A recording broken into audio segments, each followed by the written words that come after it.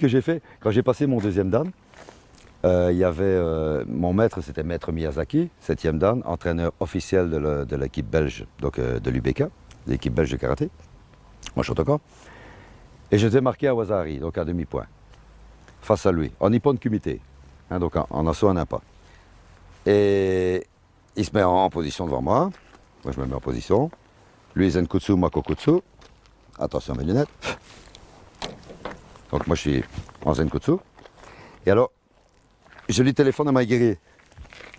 Il y croit. Donc il part en Gedan Baraï.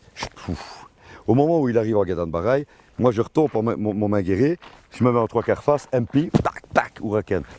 Les deux touches. Au lieu d'avoir un Wasari, comme j'avais fait 2 points, il pond. Pond.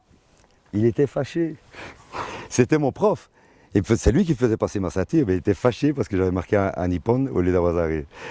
Alors il arrive dans les vestiaires après, tu sais, après la séance et tout. Il a mis un yoko, tu sais, le coup de pied de travers, il a mis un yoko dans les armoires de vestiaire en métal. La porte, comme ça, hein, tu sais, vraiment pliée comme ça. La porte pleine de sang. Je dis putain, c'est quoi ça? On a regardé, tu sais qu'il n'avait pas de blessure au pied. Il avait tellement frappé fort qu'il y avait des vaisseaux sanguins qui avaient pété à l'intérieur et qui étaient passés par les pores du pied, quoi. C'est incroyable, il n'avait pas de blessure. Et l'armoire était pleine de sang.